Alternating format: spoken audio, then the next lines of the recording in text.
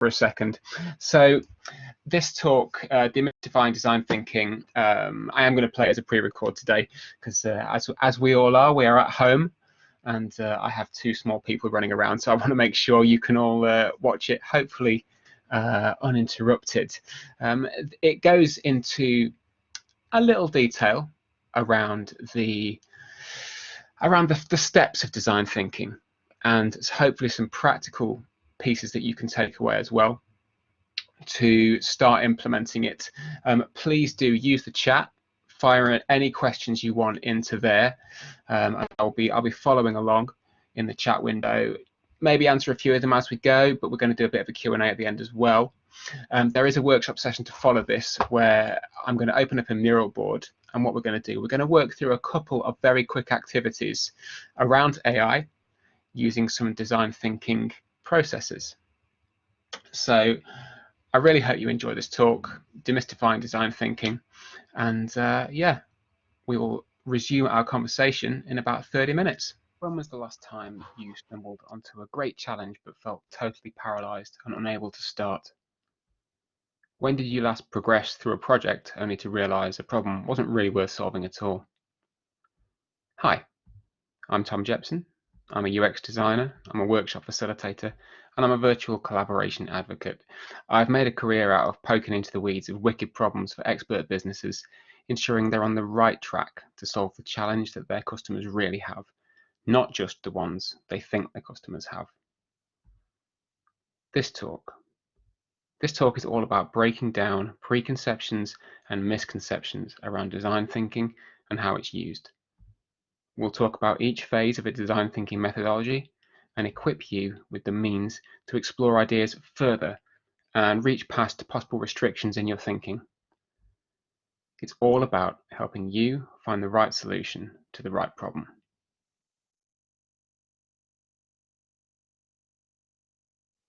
So what is design thinking? While we could spend the foreseeable future discussing the intricacies of design thinking's definition, I'd like to nip that in the bud. Design thinking as we understand it today is a creative problem-solving approach that designers use to create new value and a positive impact around a given scenario. It's a method or series of methods we can turn to when there's no clear-cut solution to a problem. Design thinking is human-centric. Its emphasis is on improving the situation of people through the experiences they have, an experience being the way a person feels and thinks while they're engaged in an activity. Design thinking gives you the knowledge to help you deliver the future a customer or user really wants to inhabit. It creates new value in the solutions you create, since the problems you're working on are the needs of real people. But what about the things that design thinking isn't? Design thinking is not just for designers. Now, although the connotations of design paints a picture of scarf-wearing, espresso-drinking hipsters sat with their MacBooks in lush cafes, pontificating over what the ideal user wants from their latest mobile app, design thinking really isn't only the realm of the designer. Design thinking is a method, it's a mindset, it's a toolkit to break away from a fixed frame and focus on the needs of real people. Anyone can use it. Design thinking is also not a linear process. While there are distinct phases in which you can conduct specific activities, jumping between the phases and modes of thinking to continually update your learning and understanding can be the key to succeeding in a design thinking-led project.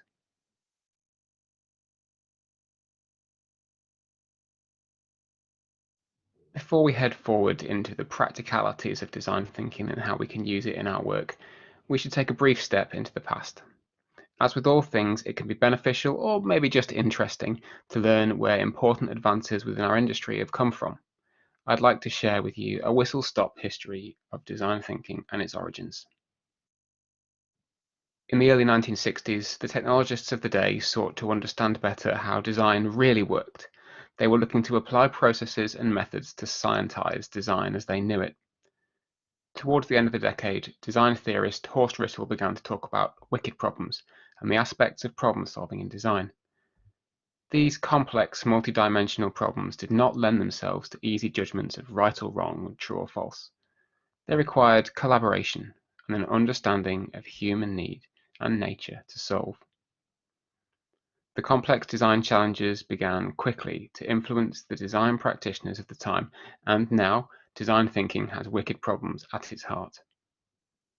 During the 70s, computer scientist and Nobel Prize laureate Herbert A. Simon, whose work focused on artificial intelligence and exploring the synthesis of human thought, discussed and used some of what we now know as the core tenets of design thinking in his work.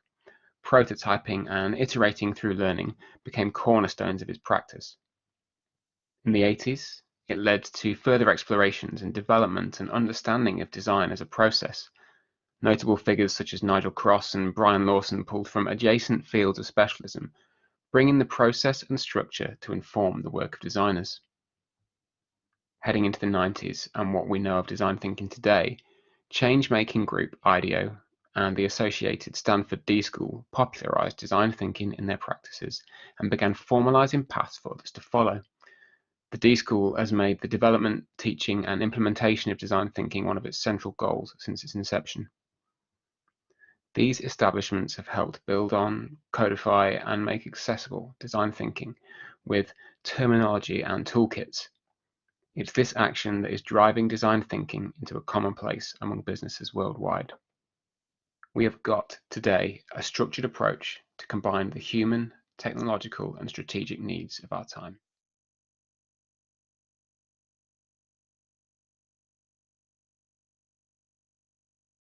Now, the design thinking process, our non-linear collection of methods, is built upon 5 distinct areas.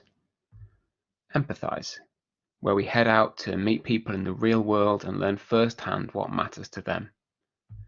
Definition, where we take the information gathered from the people with whom we are concerned and synthesize it into insights and learnings. It's here that we truly begin to define our problem. We have ideation, where we use the insights and understanding from our problem definition to create ideas and potentially valuable solutions. Prototyping seeks to prioritize the most appropriate potential solutions and transform them into something which can be used to gather additional information and insight. Lastly, we want to test our prototypes. Here we want to demonstrate our thinking and, in essence, learn how far off the mark we are. We'll use what we learn here to deepen our understanding of the problem space and inform further developments to our ideas. It's absolutely possible to work through each of these steps, however, none should be treated in a silo. Honestly, the lines can be pretty blurry. For example, your ideation and prototyping might teach you something new about your audience. You'll learn something which can deepen the understanding of your problem space, helping you create an even more valuable solution.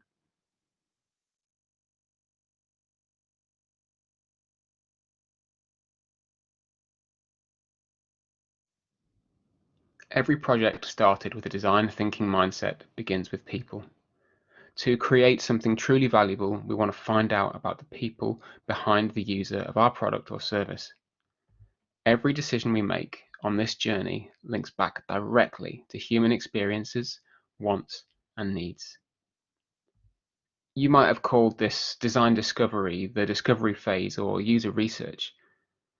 Whatever name you give it, our goal here is to set aside our assumptions, learn, and set ourselves up to work with real insights. When we talk about getting out there and finding out what people both want and need, we're talking about observation.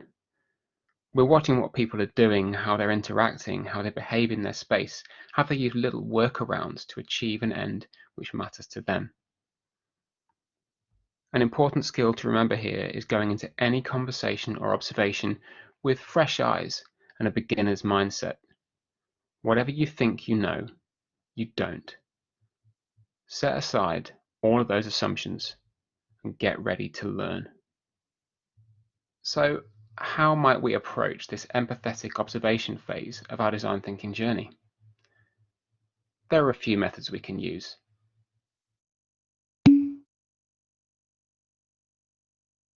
One of the first things you're going to be doing, likely before you do anything else, is talking to people. Everything begins with a conversation. You might try asking questions using what and why and how as a starting point. What is this person doing? What challenges are they facing while they're doing it? Why are they doing that thing, and why is it challenging? This is the perfect opportunity to dig a little deeper with a simple yet effective tool called the 5 whys. Asking why questions 5 times in succession can lead you to insights that you might not uncover with a regular surface level chat. Talk about specific topics and pinpoint moments that really affect the person with whom you're having this conversation. Look to find the little surprises that motivate them or uncover particular emotions that might not be apparent on the surface. Understanding how someone feels about something is just as important as what they do and how they do it.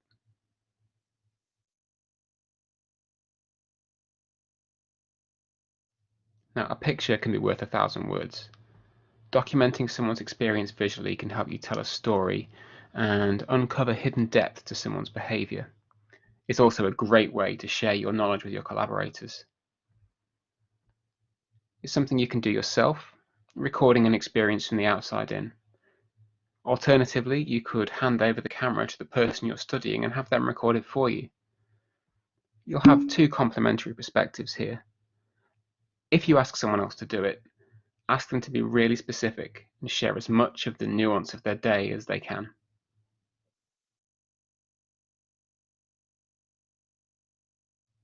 There are always ways which we can go one step further with our research.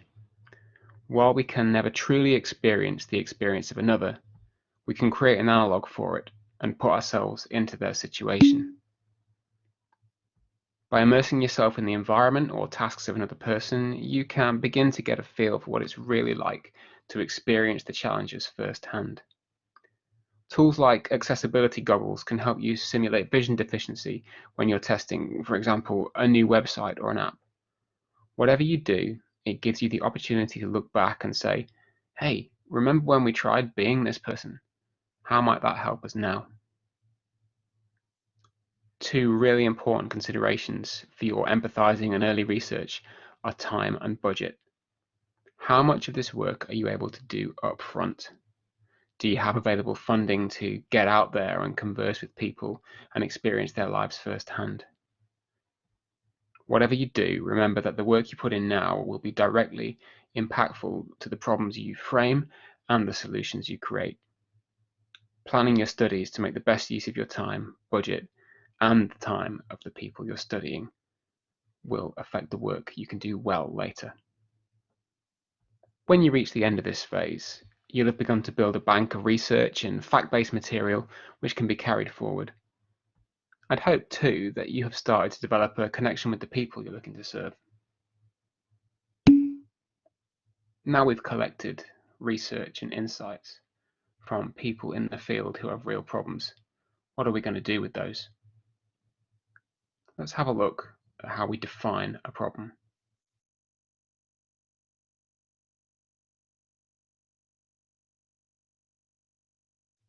Once you've gathered the information and real-world data that you need to get going, it's time to explore. This phase of definition is where you begin putting together the findings from your research. You're looking to organize, interpret, and make sense of this sea of information to find common themes, useful insights, and, most importantly, the challenges which need to be solved. This phase of design thinking is a perfect opportunity for teams to collaborate, interpreting the data together, and share back any individual interpretations and insights. Getting a diverse range of perspectives and viewpoints is really important here to avoid singular tracks of thinking and biased problem finding. Our next goal as we work through the definitions in our data is to state the core problems that have been uncovered. You're going to use this knowledge to frame your challenge as a problem statement. A problem statement is a concise summary which clearly communicates the needs of your audience and gives you a place from which you can begin to take action. This statement is human-centered. It doubles down on the people from your research and the problems they're facing. Now, it is broad enough to allow for a really wide range of thought processes and ideation, yet it's narrow enough to be manageable. It's not feasible to think we could change the world with a single problem statement. Now, there are myriad methods out there for synthesizing data. Here are a few common approaches which might help kickstart your adventures in definition. Affinity mapping or clustering is a way to group your information freely and flexibly to discover associations between disparate topics. It's also a perfect collaborative activity. Team members might take individual items and order them into themes or like content groups. It's a means of diverging and breaking apart your assumptions. Again, this is where a diverse team can be really helpful. Once you have your groups of insights, you and your team can begin to highlight potential prospects for ideation, converging on the themes and most valuable information. Another great activity is empathy mapping. Naturally, there's a canvas for this. Using the data gathered from your interviews and empathizing activities, shape a picture of the person you're looking to serve. You'll likely have many sources to draw from. Capturing what people did and what they said can be a relatively straightforward activity. You'll have the documentary evidence to support some quick decisions. However, bringing together people's thoughts and feelings will require a little more attention. Both of these aspects will be based in your observations of behavior, responses to activities, and more subtle cues like body language and tone of voice. Take the time here to paint a detailed picture of the person you're serving. Once you have grouped your information into insights, have a clear picture of the person you're serving, and have written a problem statement, you might want to look at ways you could begin to start solving the problem. You're not looking for ideas for solutions, but questions to spark some ideas on aspects of the problem. For this, we can use how might we questions. These how might we questions should be broad enough for you to create a wide range of solutions, but narrow enough so you can dive in and create something specific when you want to.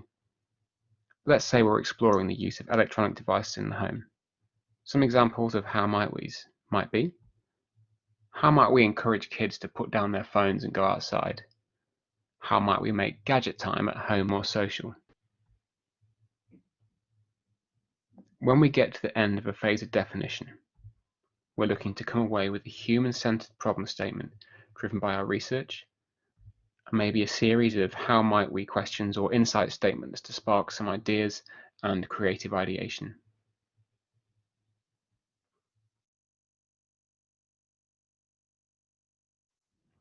As we enter the third phase of the design thinking process, we're equipped with a deep understanding of the people we're looking to serve and a refined, focused, challenge-driven, firmly by human needs.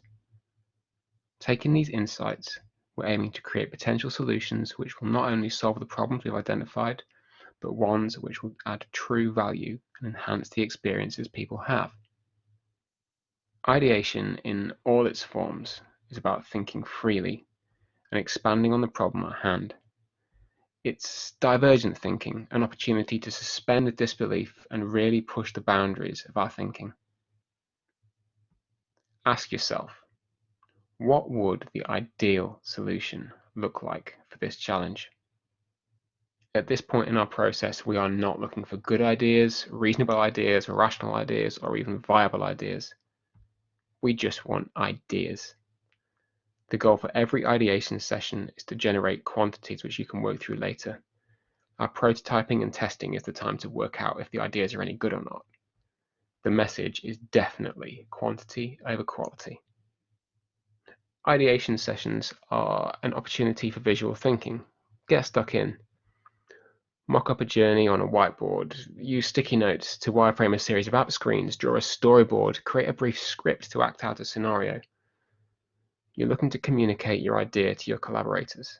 After all, ideation is a team sport. Once you have a quantity of divergent ideas, it's worth taking time to share and work through them with your team. Here you're converging on the solutions you might think might be worth exploring further, maybe iterating over a few of the best ones. Remember this: whenever you're making decisions, seek to understand an idea, make a decision quickly, and move on. It's good to have all the ideas. However, ideas are cheap. You're looking for possible solutions which will bring the most value to the recipient of the solution, not win an award for having the best idea.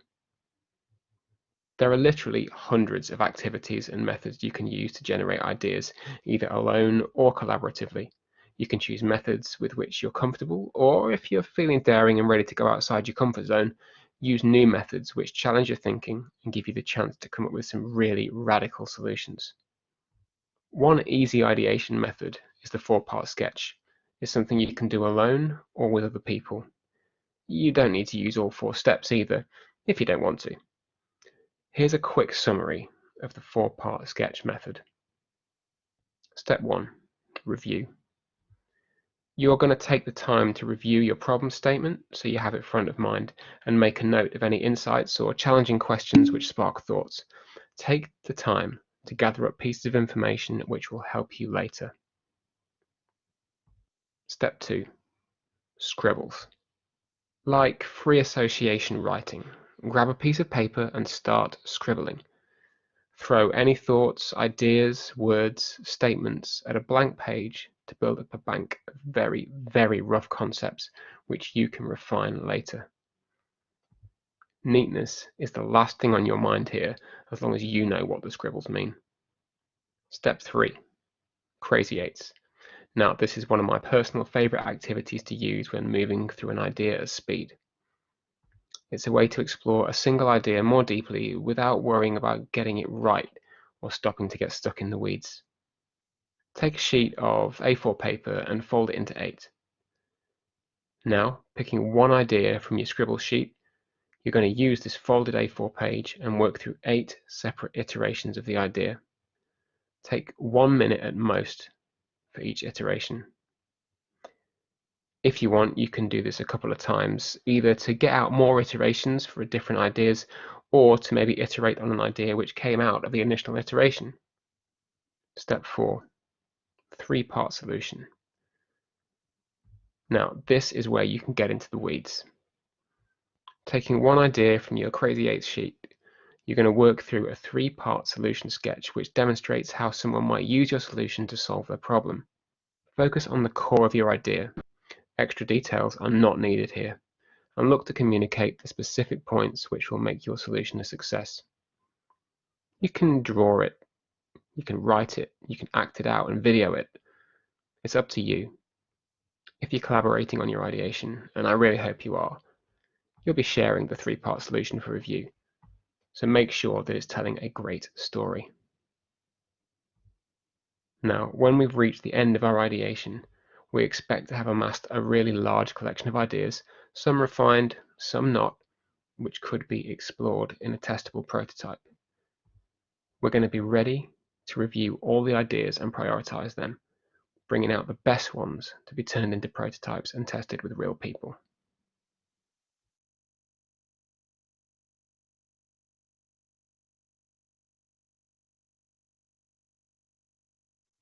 Prototyping, the 4th phase in our design thinking journey, is where we get practical. The goal of prototyping is to translate the best fit ideas into quick, cheap, focused models which can be tested, validated, or consigned to the almost round shelf. We want to get a better understanding about what is possible within the idea being tested. Now is the time for experimentation. Agreeing on what to prototype will come down to a consensus with your collaborators on which idea meets the best fit criteria. Which ideas will help the user achieve their goal with the least amount of friction? Which ideas deliver additional value and may significantly improve someone's experience as you carry out their tasks? Which ideas are you not sure about but think might be worth a look, if only to rule them out completely? When you are putting together your prototype, you're looking to demonstrate the solution to the problem. Clarity is key. Since you're only looking to highlight the core concepts that are critical to the solution, extra details and steps in a journey are not strictly necessary. Don't add fluff where it's not needed. Additionally, think about the fidelity of your prototype, how refined or produced it is. It should be appropriate to the phase in the process where you are. If your idea is still in the early stages, there's really no need to put together a fully working model when a basic paper sketch will do. 9 times out of 10, the prototype does not need to be pretty. to highlight your intent. Lastly, try not to add new ideas before you explore a prototype for the first time. You're testing the idea you've already come up with based on your empathizing, definition, and ideation. If you go to add new stuff before you know the original idea's work, you could end up never knowing. Prototyping well takes practice, and the more you do, the more experienced you'll get, and the more you'll know about what works and what doesn't when it comes to sharing an idea. Once you're on the road with your prototypes, share them with your team and other people in the business. Test the water. Remember how we said previously that design thinking isn't a linear process and you can happily jump between phases when you learn things to update your thinking? Some early conversations around your prototyped ideas can inform your testing direction and give you some notes for early iteration. You never know what you'll learn until you begin. Since you know your audience, your problem, and your idea, you'll have a good idea on the factors you want to test or measure with the prototype. Keep those factors in mind when creating your prototype and find a means that will allow a fair, accurate test and highlights your idea in the best possible way. As with ideation activities, there are many methods for prototyping. Your context is everything here. Think about what you're trying to achieve with both your idea and your prototype, and use a method which will deliver against that. If you're working in the digital space, maybe on an app or a website idea, do you want to use a paper or digital visualization to test with? How detailed or high fidelity do you need to make it? Is a code prototype needed, or will some wireframe printouts do? When you reach the end of your prototyping phase, you're looking to have concepts ready to test with your audience. Make sure these prototypes are clear, concise, and communicate exactly what you need to solve the problem in hand. You'll likely have run the prototype past someone else too, just to make sure it's clear. You'll have too a direction for testing. You'll no doubt have thought about what you want to achieve with your tests and why, while you're building out the how with your prototype.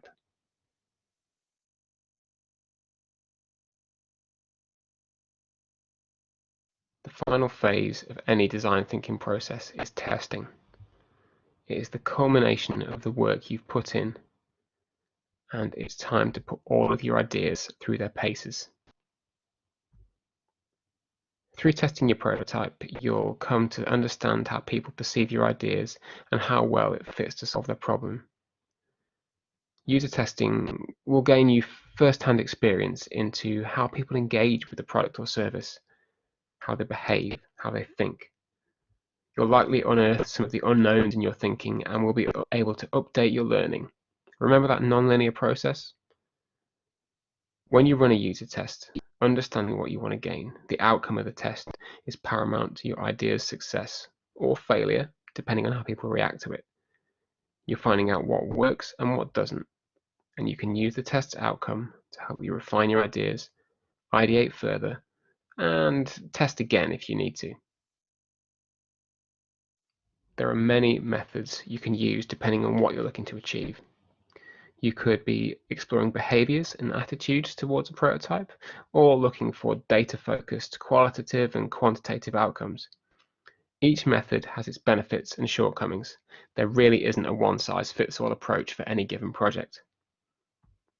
Let's take a quick look at a reasonably easy, low-cost user testing method which you could take straight into your next project. Guerrilla testing. No, not that kind of guerrilla. Guerrilla testing is a light, lean form of user testing. It's reasonably informal and takes little preparation.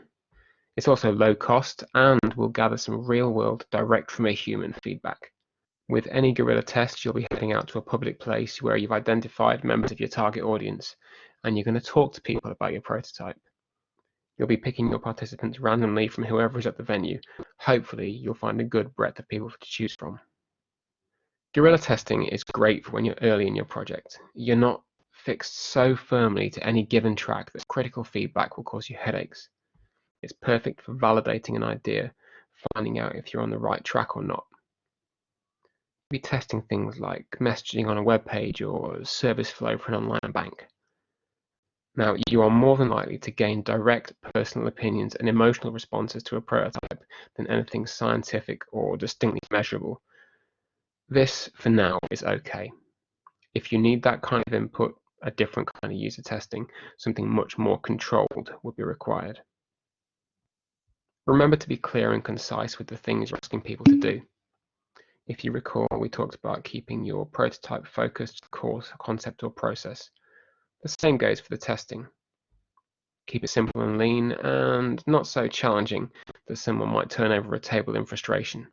You've already identified what you'd like to learn, so make sure your testing process is in line with that.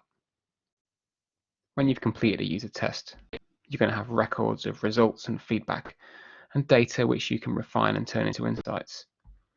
You're going to be going back to a period of definition while you explore this wealth of newfound knowledge, ready to iterate on your idea and prototype.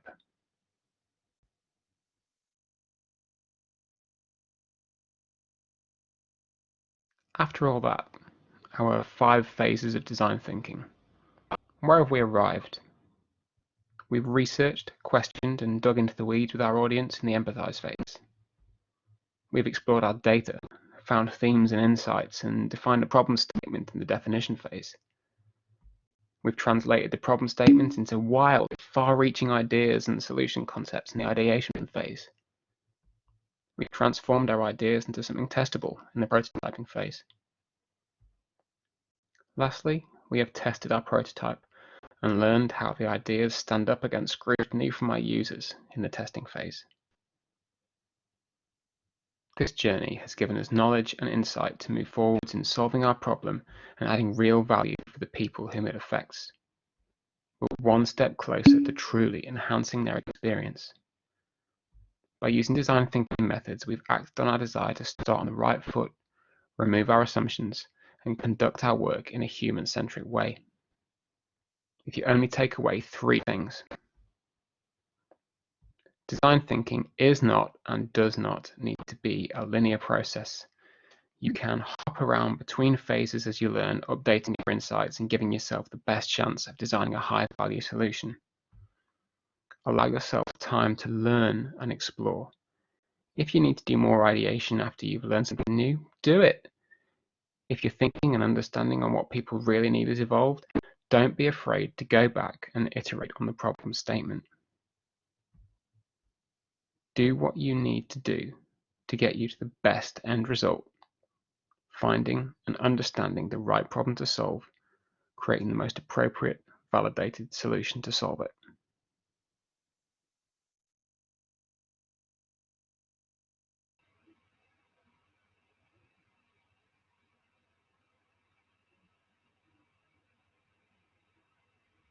Awesome. Well, thank you very much, everyone, for sticking with me while I shared that with you. I hope you all found it interesting. Thank you for the questions that were coming in on the chat as well. Some great questions there. I've started to make a few notes on those when we answer them in a Q&A in a little while. Now, what we're going to do is a little design thinking activity off the back of that. I'm going to share a link in the chat if my mural board decides to play ball. So here we go. All right, I've just shared a link in the chat to a mural board. Now what you can do, if you click that link, it should open the mural board up in your browser. Hey, I can see some people dropping in. Fantastic. All right. So I'm going to share my screen as well, trusting that Chrome decides to play ball. Share screen 1, share Chrome tab. There you go. And that should be sharing in now. Brilliant. So we've got a whole bunch of people. 20, 21. We'll give it a couple of seconds while people are coming to hang out and play. Look at this. Oh, this is exciting. You'll have to forgive me while I nerd out on this for a second, because this is this kind of virtual workshop facilitation is something that I get really excited about, because obviously, given our current scenario of being homebound and home-based, being able to do anything that we can to promote collaboration online is really good. So we've got some post-its going all over the place. I'm loving it. Right, so what we're going to do is a quick activity into demystifying design thinking and trying to understand what kind of problems we're facing when using AI, or what challenges are you facing right now that could be eased by an AI solution.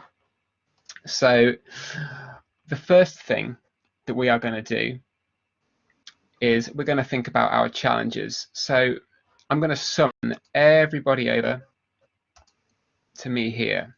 So all these folks should be able to see my screen, and you should all be able to see it there. I can see a little view on my window as well. Now, what we're going to do, thinking about this problem of what challenges are you facing right now that could be eased by an AI solution, I would like anyone who's present on this mural board right now to take 3 minutes to, on each, you've got each of these sticky notes here, I'd like you to take 3 minutes to write one problem per sticky note that kind of are addressing this this problem question here. I'm going to fire up a little timer. There we go. So we can start seeing some things coming on here.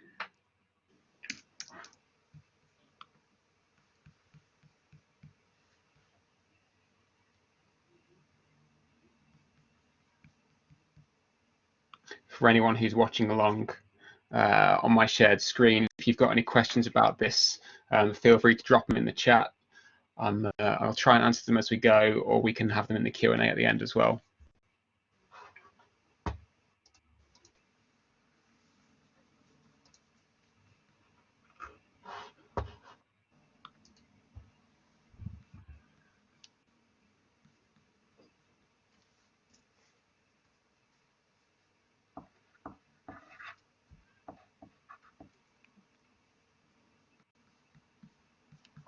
Okay, we're coming up to 2 minutes left.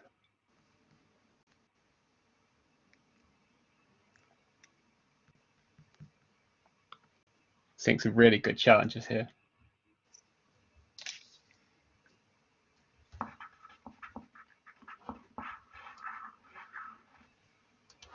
If you end up shuffling the notes around too much, don't worry about it. We can group them all again in a minute.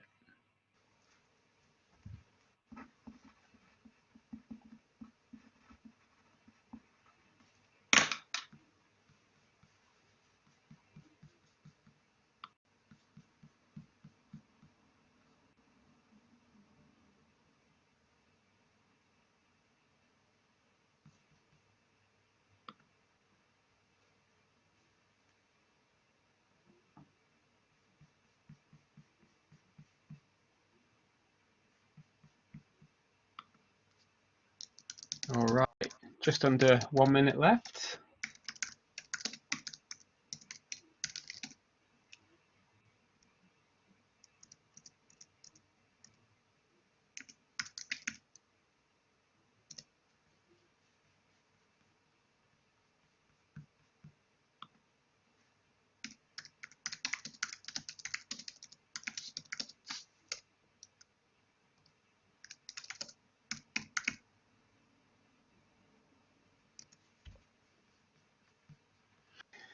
So something I'll add while we've got a few seconds left on the clock is that this kind of challenge identification activity is something that you could do potentially before you even begin your empathizing, because you might just be wanting to kind of explore areas where you could look as a team or create a new product, or you could do it in your kind of definition phase as well.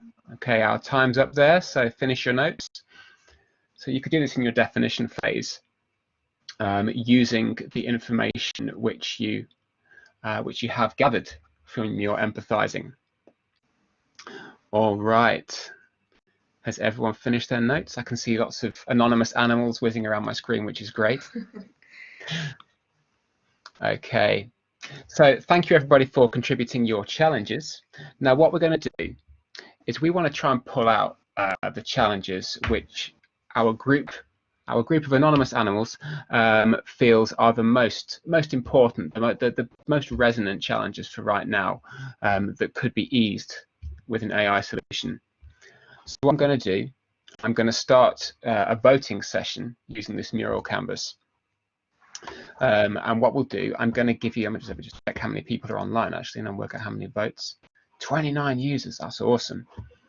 So we're going to start a voting session. And what I would like you to do is when the voting session goes live, I would like you to vote by clicking on the sticky notes with the text in on the ones that you feel are the challenges that are most worthy of a solution, the ones that resonate with you the most. So to vote, you click once. To remove a vote, you hold down the Shift key and click again. So I'm going to start my voting challenges, voting session, sorry. Which challenges we solve? And 29 people. So I'm going to give you 8 votes each. If you want to vote on a challenge more than once, you can do. But we're aiming to get a bit of a heat map of the things that people find valuable. So I'm going to start a little timer for 2 minutes. There we go. So what we can see here, for anyone who's not used Mural, is we can see how many people are casting their votes. I am not voting on this because otherwise you'd be able to see it all coming up on my screen here.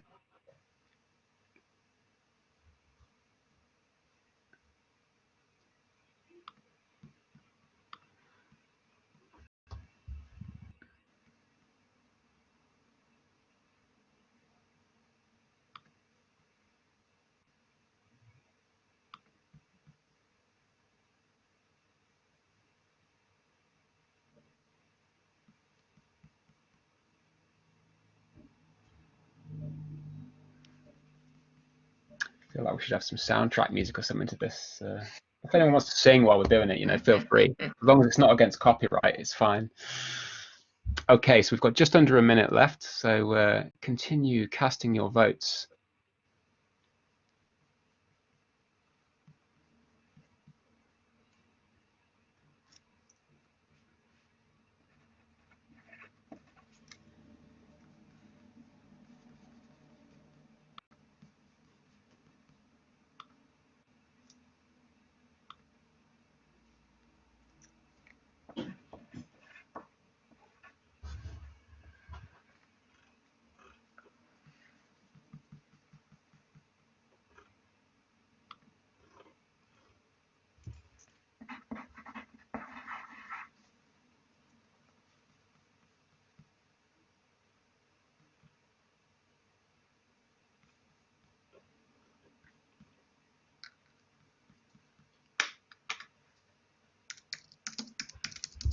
All right, our 2 minutes timer is up. So let's see who has still got some votes outstanding. So our 2 anonymous goats and anonymous cat still have 8 votes. So I'm guessing those people aren't voting anymore. If you've got a couple of votes left, you wanna chuck down, go for it. I will end the session momentarily.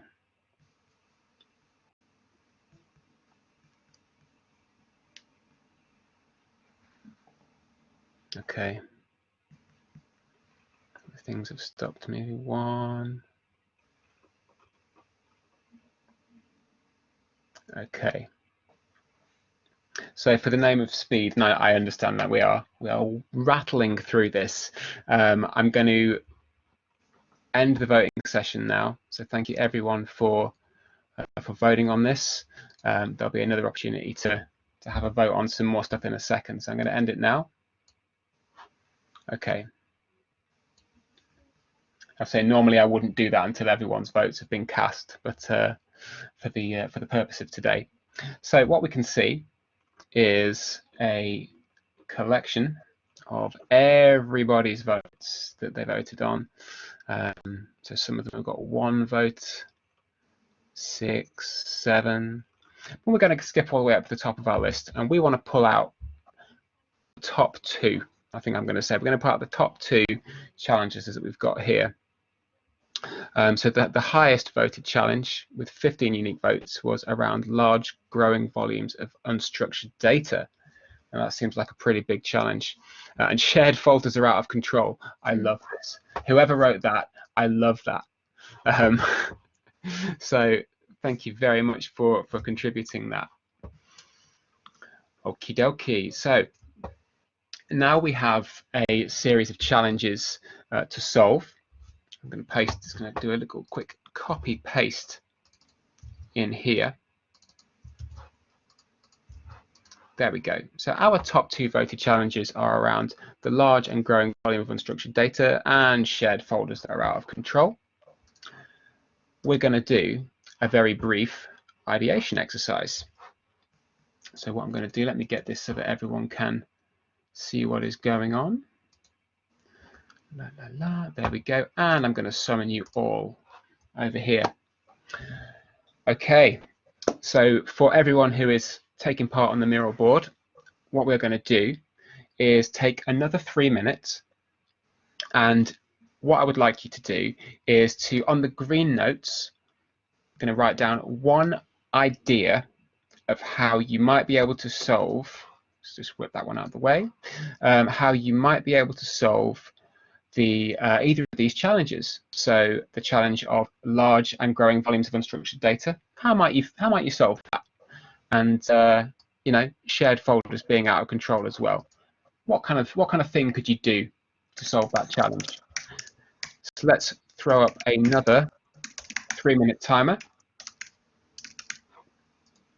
and quick resummon of everybody. Away you go. Let's see what ideas we come up with to solve these challenges.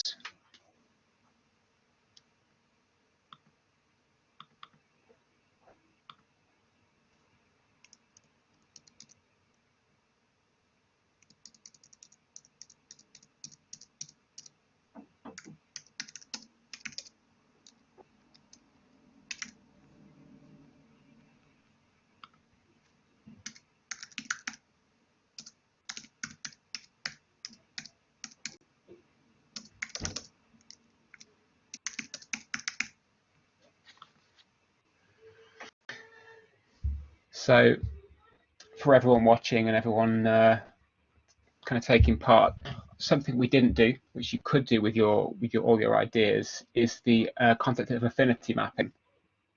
When once you've kind of got all your ideas together, you could work on grouping them in kind of like themes, or you could see what connections you can make between them. For the purpose of today, you know, we're moving through quite rapidly, and we just want to find out what people find valuable. But if we were in kind of a live workshop scenario and define our problem, we'd probably go through an affinity mapping exercise and see what kind of collective consensus we could get from the group on the themes that are coming out, as well as the individual ideas and the individual problems. Okay, just over a minute left.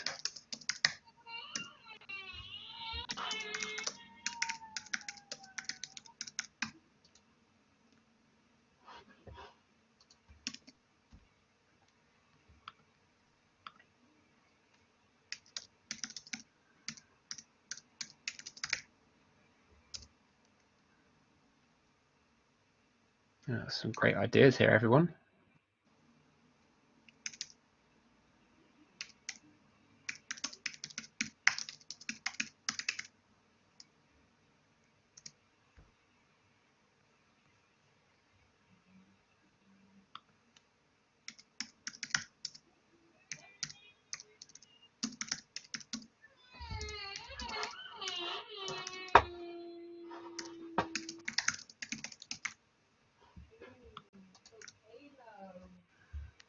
All right, 15 seconds left. If anyone else has got any potential solution ideas.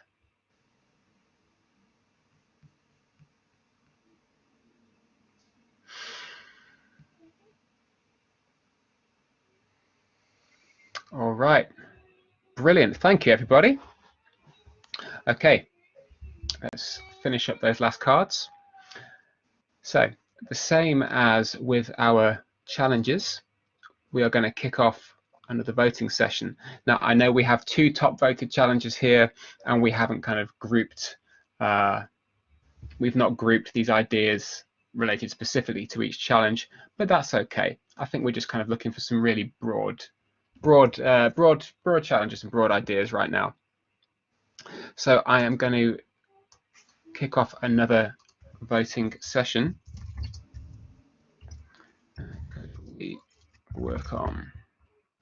I'm going to trim down the number of votes. I think 8 may have been a little much last time. People were struggling to get through. So we'll go for 6 votes this time.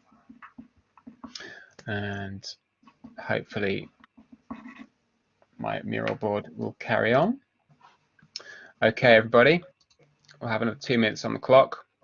So let's get some votes down on the things which resonate as good ideas, as ideas that might be worth exploring, that could add value to solve each of these challenges, that could enhance the experience of solving each of these challenges.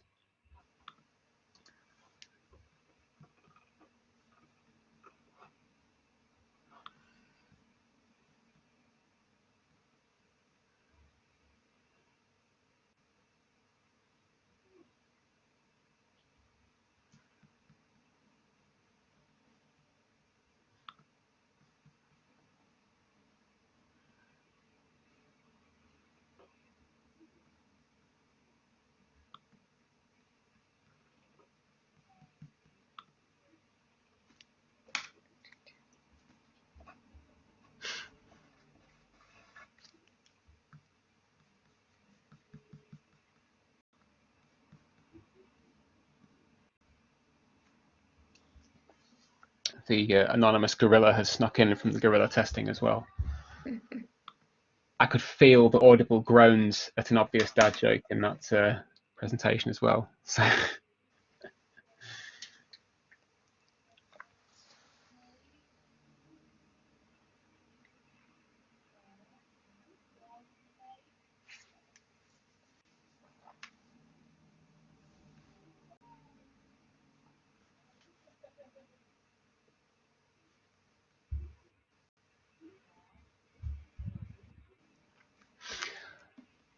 I did just think of a poll question as well, which I could have thought of before but didn't.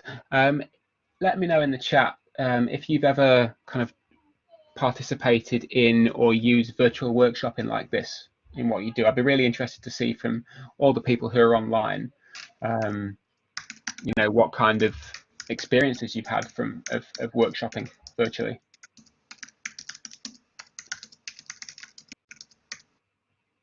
All right. There we go. A couple of votes left and we will wrap up this voting session and see how we've come out. Okay. Going to close it down now. Thank you everybody for voting on. Let's see what comes out. Okay. So some of our top voted ideas. We could have standardized folder structures and taxonomies. That's really good. We could have using AI to tag content, preordained categories, cool. Train contributors, auto tagging of content to help build multi-structured content. Themes and clustering. Yeah, see, theming and clustering of data is really, really, really important, especially when you're working with design thinking as well, you know, working out the things which will drive it forward. It's like standardizing naming. Cool. Okay. Well, for the sake of this, I'm going to just pull out these two top ideas here for our challenges and our ideas. And I'm going to whip back up to the top. Oop, copy paste. So that is where we're going to leave our activity for now. What you could do with what we've come away with here is for these ideas, and I'm guessing you could probably attribute them to either of these challenges. But what you'd want to do is you could approach these with the how might we questions. So you could go as kind of as broad as, how might we build taxonomies with our AI solution, or you could dig a little deeper based on some of the information and insight that you've gathered from the people who are using the kind of the system which has out of control folders. I'm not going to try and make something up on the fly because that'll probably sound very, very daft. But you could use these as kickoff points for your next round of ideation or your kind of solutionizing. So thank you very much, everyone, for taking part in that. I'm going to stop sharing the screen, and I'm going to boot back over to Erica. Okay, great. So thanks ever so much for that session, Tom. Really interactive. I've used online stuff before, but nothing as simple and as kind of wide-ranging options to use it as that. That was really excellent. So we've got about 10-15 minutes left of our call time. So I know there were a couple of questions in the chat as Tom's video session was playing through, and I know you kind of made a couple of comments to those, like, yeah, great question. So can we maybe start with some of those questions? Let's go back to some of those questions that came in during your initial session, Tom, for sure, in terms of your content around design thinking. Yeah, for sure. I've made notes of the ones that I spotted. So yeah. I think it was Andrew asked, if we go into remote working, does that make it difficult to empathize through observation? Now, with anything involving design and especially user experience, it depends. If you work with me on any day of the week, you will hear me say that at least once. I'd say that yes, it could be a challenge, but where there is a will, there is a way. And there's probably a limit to how much you can do, especially with some immersive empathizing. But think about what you want to achieve and the audience who you're working with, and kind of the problem area that you want to explore, because that will realistically dictate the activities that you can do, and might actually force you to be thinking outside the box a little. You could probably run a design thinking exercise on how to design your design thinking. If you want to get really meta about it. Things like interviewing, focus groups, having people do show and tells, all on video call can work really well. And as we kind of talked about, or as shared in that little presentation, things like documenting daily experiences, creating that kind of catalogue of visual material, that's a perfect activity that you can do over the wire. So you could have someone take a video of what they do to solve a particular task. If you want to get really high tech, strap a GoPro on someone, have them wear it for their day, and send you the video file. You could go like really deep with this. But I just say, where there is a will, there is a way. Just think about what you want to achieve and who you want to achieve it with. Okay. Go for it. So there was a question from Iosman, which was around in the retail sector, specifically in sports, how could design thinking help boost sales? So presumably that's their specific field. So any ideas there, Tom? Yeah, so what you've mentioned there, Iosman, is obviously it's a metric. Boosting sales is a business metric. And whenever we go into designing a new product or service or feature or function of something we've already got, obviously we need metrics. And a boost in sales for you, I would suggest, is going to be a happy outcome for a well-implemented solution. It's not going to be the solution. So whatever you're doing to try and boost sales, make sure that the activities you're doing and the solutions you're putting in place are meeting the needs of people. If people aren't buying what you're selling, find out why. Go and ask what's blocking them, what is dissuading them from buying. If you're online, if you've got a website, there are loads of great tools out there that can help you unearth how people go across your site. Things like Hotjar, fact, that's the only one that comes to mind right now, but there are a few more kind of site analytics type tools. You know, you can engage a user testing function and you can interview people, but as long as you are doing something to add value and build trust in that kind of retail space, I would suggest that you'd be able to achieve your outcome. So yeah, talk to people and find out what they need to get from you. Okay, great. So a question, I think this was when you were going through your 5 phases, which I thought was great, and I love the visual on that, on the different stages, where engineer asked the question, do you collaborate with any user research partners to complement your user analysis? So I think that's right at that start of that process. How do you do that? So yes. It's the long and short of that. So I am obviously I'm a user experience designer, consultant. I am not a dedicated user researcher. And there's a if you can ever work with somebody who is a specialist user researcher and you have the luxury to do that and the budget to do that, do it. Please do it, because you know, as designers, as product managers, whoever we are, we can learn how to ask a really good question. And that's a skill that I think is very important, is to be able to ask a really good question. But if you know somebody who can ask a good question and then properly analyze the data, get them on board.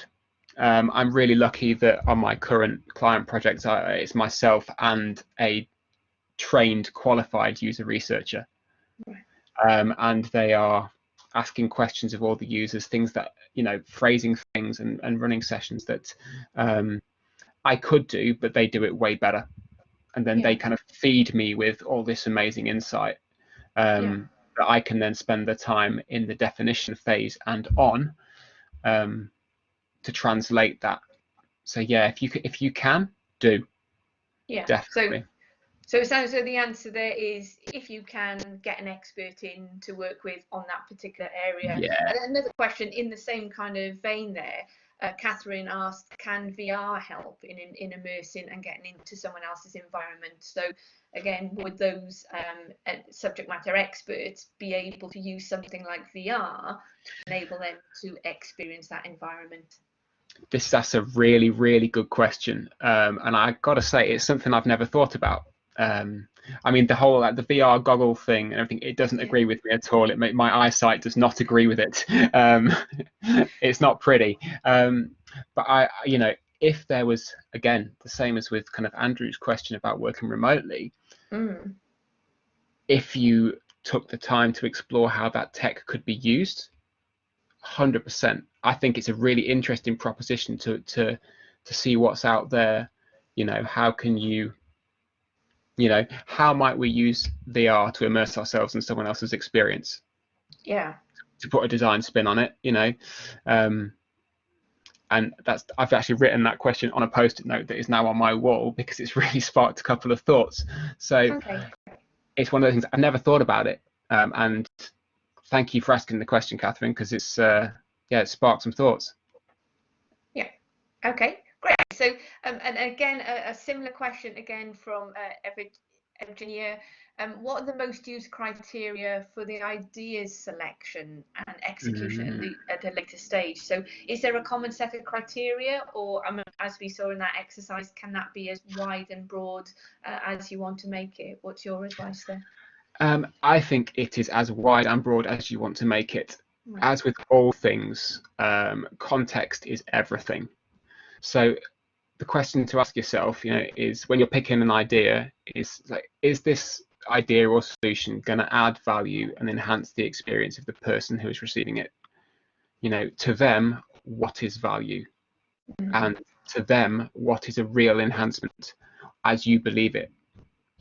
You'll obviously have an understanding of what matters to the audience and the things that you should be championing, because I would hope you'd have done your you know, a good amount of empathizing and research and fact finding, so you've kind of got a basis on which you can set criteria. But there's no kind of cookie cutter template that I could suggest to you that you should take. I mean, there are UX metrics out there. I think there's the heart system from Google, kind of that it's based on a set of heuristics about particular things that could be met in a solution. But just for picking solutions, think about the value that it's bringing. Yeah. Because you'll know from talking to people what matters to them.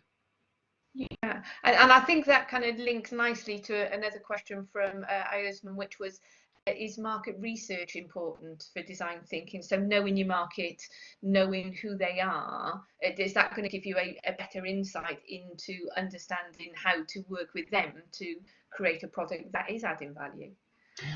I'd say it's kind of a secondary kind of consideration, but probably something more that you could explore when you are prototyping and testing.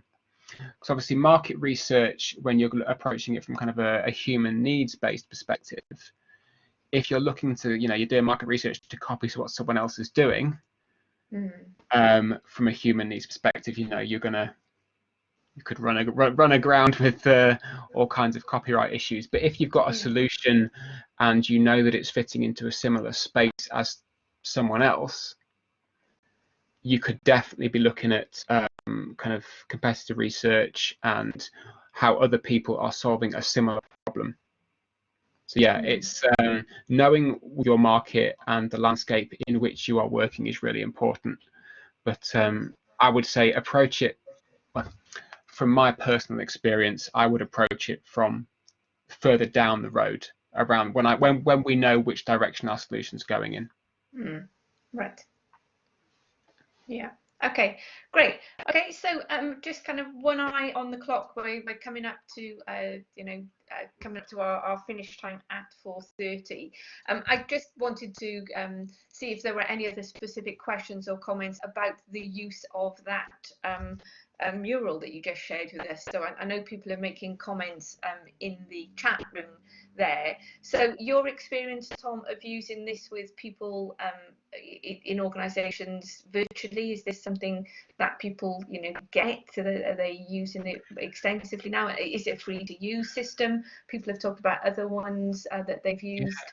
So just some comments on that particular platform that we use there. Yeah, absolutely. So we were using a tool called Mural. It's mural.co is the website. It is free to use. The free platform, the free license, does come with a few limitations, but nothing that would stop you from doing a good collaborative session. There are other tools available. There's one called Miro that used to be called Real Time Board. So for me, the tools are much of a muchness. They do a lot of the same things. But my preferred tool is Mural for virtual whiteboarding. In terms of, do people get it? I think even for people who are experienced in working online, it can be quite daunting to try and take a face-to-face workshop format and bring it online. Yeah. So it can take a little bit of practice, because I think the things to consider when you're using that tool, and I could be tangenting slightly here, but when you're looking to run a workshop online rather than face to face, you're going to be kind of having to balance the tool as well as the workshop. And more often than not, the tech problems are the things that are going to get you, rather than just the thing, right? Because if you can run a workshop in face to face, you can do it online. Yeah. So since the whole COVID lockdown and teams and businesses working in the virtual space a lot more, I have been really surprised with how many people have never approached a workshop online. I mean, I've coached a few agencies in the last sort of 4 to 6 weeks, like friends of mine, people I've never met before, who've said to me, I've seen you doing this. I didn't know we could do this. How do we do this? Yeah. And I'm kind of thinking, okay, well, evidently my filter bubble for these things and my bias made me think that everyone could do it. Apparently not. So what I would suggest, if you want to get into doing it, get yourself a free account for Mural or Miro, whichever tool you want to play with. They both do kind of the same stuff. And think about, a little workshopping activity you could do. Even if you start with a blank canvas and you want people to just add ideas to it, introduce it to your next Zoom meeting. You know, if you want, it's an ideal way to visualize documenting thought. Yeah. And start doing it that way. You don't have to go all out with a kind of a structured workshop format, or, you know, loads of different activities and things. Just open the canvas when you want to document a meeting and get people to contribute. Yeah. Start there. And if you run aground, find me on LinkedIn, give me a shout, and we'll jump on Zoom and I'll talk you through it. Yeah, great. I mean, that's much appreciated. And I know we had the conversation. Obviously, today we're using a platform that Warwick Business School, the Blackboard Collaborative, and I understand that we've probably got the capacity to do that within that, but we've just not done it before. So I think there is something there about people, you know, if they know how easy it is. Now that you've showed us Mural, and Tom's put up a link to Mural and Miro in the chat, so if people want to follow that, yeah, they're great tools. Don't be afraid of them. But I think having a go, jumping in, and your demonstration has really helped to kind of show us how to do that. So I think that's an additional outcome. So, you know, the purpose of this webinar today was for Tom to share with us all about artificial intelligence and the impact that's likely to have. So thank you so much, Tom, for that presentation. Excellent content there. People have been making some great comments. Then second, Tom Jepson, sharing with us the design thinking process. And so again, so a great step through there of the 5 simple steps and how to approach those. But as an additional bonus for nothing, we got to use Mural and have a go at using some kind of online collaborative tool to share thoughts and ideas. So I think that's just an additional bonus. So thank you very much for that. So thank you very much for everyone who's joined the call today. Thank you to Tom and to Tom. This has been KIN. It's been another one of our events. As I said at the start of the call, if you're interested in finding out more about KIN, we are a membership network. We run lots of different events through the year. Do follow up. We will send you some links to the recording from today. We'd love to speak to you about more active involvement with the network. So thanks very much for your time, everyone. Thanks for all the people working behind the scenes, Lou, Abigail, and Michael running all the techie stuff for us. And thanks everyone for your time. Thanks. Goodbye. Okay. Cheers, guys. Thank you. See you. Bye-bye. Thanks. Bye.